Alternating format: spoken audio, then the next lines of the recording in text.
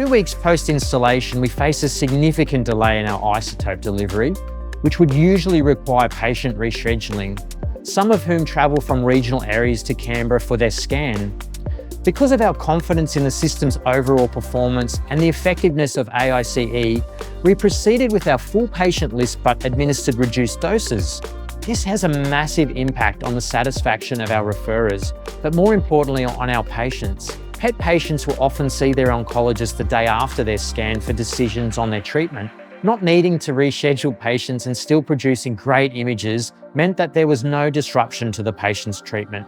Since installation, we've received a lot of positive patient feedback, particularly from those who undergo regular PET monitoring.